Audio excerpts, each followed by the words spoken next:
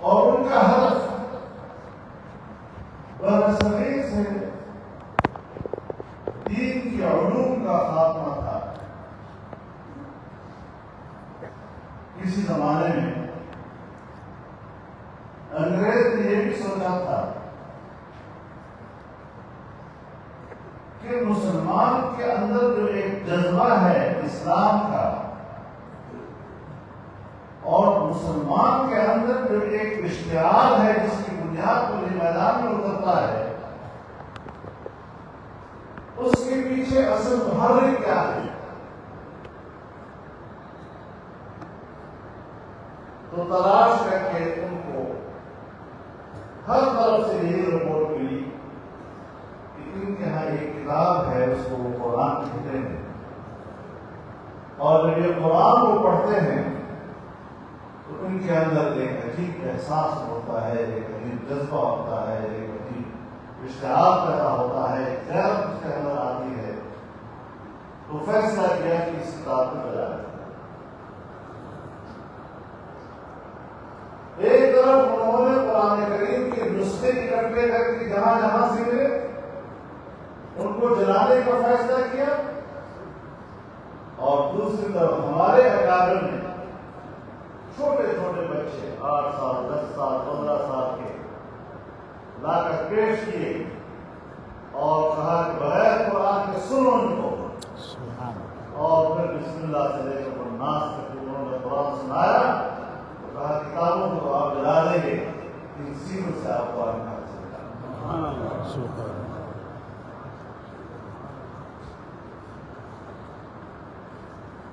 اور پھر جب علی گڑھ کا مدرسہ وجود میں آیا، لوگ کہتے ہیں اصلی علوم دینی علوم، اصلی علوم دینی علوم۔ میں بحیثیت طالب علم کے علم کی اس تقسیم کا بھی قائل نہیں ہوں۔ علم علم ہے، اور جس کو ہم اصلی علوم کہتے ہیں، جن کو ہم فنی علوم کہتے ہیں، ان علوم کے حامل تو انبیاء کرام بھی تھے، انبیاء علیہ السلام۔ حضرت نوح علیہ السلام کو لڑکی کا کام آتا نہ تو آپ کو حکم دیا کہ کشتی بناؤ۔ آج کے زمانے میں اس کو فن کہا جاتا ہے، آج کے زمانے میں اس کو ایک اصلی علم کہا جاتا ہے۔ حضرت داؤد علیہ السلام زرا بناتے تھے، لوہے کا کام جانتے تھے، اور پھر اللہ نے ان کے ہاتھ میں معجزہ بھی دے دیا، ان کے ہاتھ میں لوہا آتا تھا،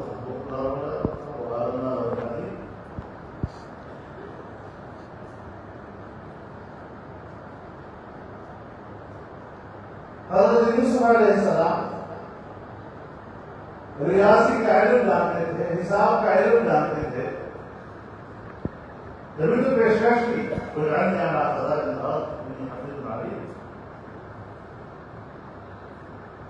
آج اگر ہمارے کالج یونیورسٹیوں میں انجینئرنگ پڑھائی جاتی ہے، میڈیکل پڑھایا جاتا ہے، تو میں ایک بات بڑے دعوے سے کہنا چاہتا ہوں، اور میرے اکابر موجود ہیں، اگر میں غلط بات کہہ رہا ہوں تو میری رہنمائی کرنا، میں ایک طالب علم ہوں کے سامنے، کہ اپنے اکابر دیوبند میں مجھے ایک استاد اور ایک شیخ بھی ایسا نہیں ملتا کہ جن کے بارے میں ایک جملہ میں بطور سند کے پیش کر سکوں کہ انہوں نے علی گڑھ کی نصاب پہ اعتراض کیا۔ علی گڑھ کی نصاب پہ کوئی اعتراض نہیں، صرف یہ تھا کہ آپ نے برصغیر میں جاری وہ علوم جن کو ہم قرآن اور تفسیر کا علم کہتے ہیں، جن کو ہم حدیث کا علم کہتے ہیں، فقہ، فارسی زبان جو ہمارے سرکاری زبان ہوتی ہے، مدرسوں میں رائج اور ہمارے ہوتے ہوئے ہم نے سب کی کتابیں جو ہیں ہمیں فارسی بھی آتی ہیں۔ کریمہ، نامحق، پندامہ، نساء، پوستان، یہ سب فارسی میں ہم پڑھتے رہے ہیں۔ اب شاید تبدیل ہو گئے ہیں، اردو میں ترجمے ہو گئے ہیں۔ یہ سارے ارشاد صرف اور صرفی اور افزاری کتابیں یہ تو ہم فارسی میں آتے ہیں۔ زبان کو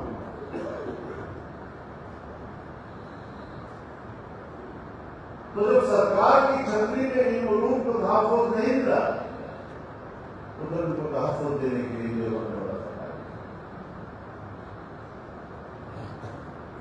اس فرق کو ہمیں سمجھنا چاہیے یہ کیا ہمارے اکابر اصل علوم کے اور فن علوم کے مخالف تھے یا یہ کہ انگریز کی سازش کے تحت ان علوم کو نصاب سے نکال دیا گیا تھا تب ان علوم کو تحفظ دینے کے لیے گزارا جاتا ہے.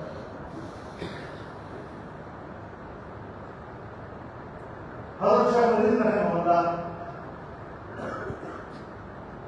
جب مالٹا سے رہا ہو کر آئے تو 1 سال سے بھی کم زندگی آج اس عرصے میں آپ جب اکابرین کو لے کر خود علی گڑھ گئے اور اسے بات انگریز نے آپ کو ہمیں پسند کر دیا. آؤ ہم ایک مشترک کا مثال کریں. جب وزیرہ نہیں ملی تو خود آغاز کیا جامعہ ملیہ کی بنیاد رکھی اور وہ جامعہ ملیہ بعد میں علی گڑھ سے دلی منتقل ہوا. میں جامعہ ملیہ کی دیوار کے ساتھ گزر چکا ہوں جو 1 کلومیٹر 100 کلومیٹر کی ایک دیوار اتنا عظیم ادارہ بن گیا اور ہندوستان میں مسلمان محبت ہے.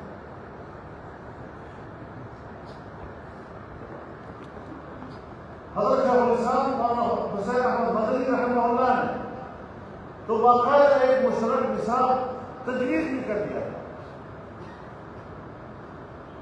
ہندوستان کے مختلف علاقوں میں جا کر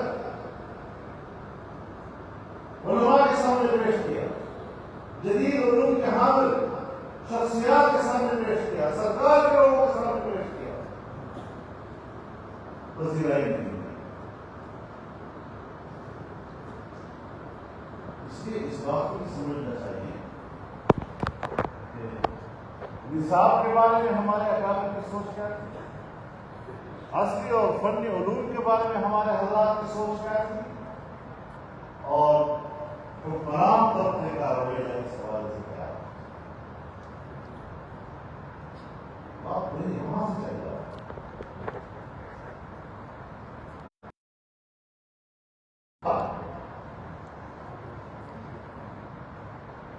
حضرت مفتی اعظم مولانا مفتی محمد رفیع عثمانی صاحب اللہ تعالیٰ ان کو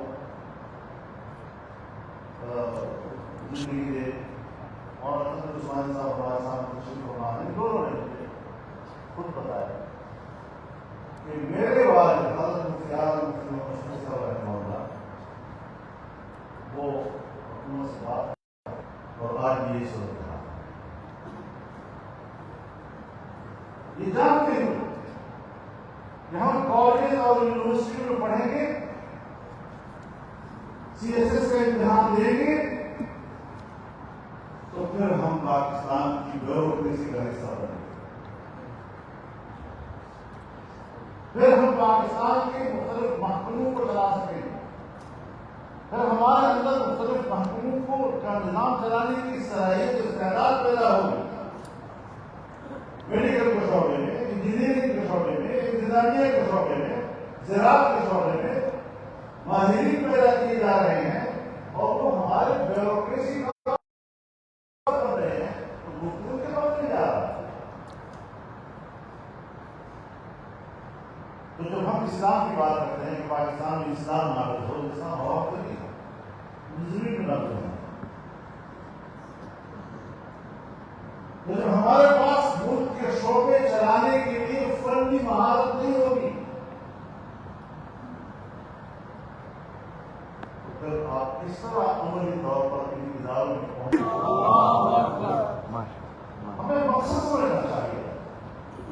ہم نے پورے قرآن کیوں دی ہے. 1973 میں ہمارے ملک ایک متحرک آئین پاس ہوا, اور اسی آئین کے تحت 1973 میں ہی اس طرح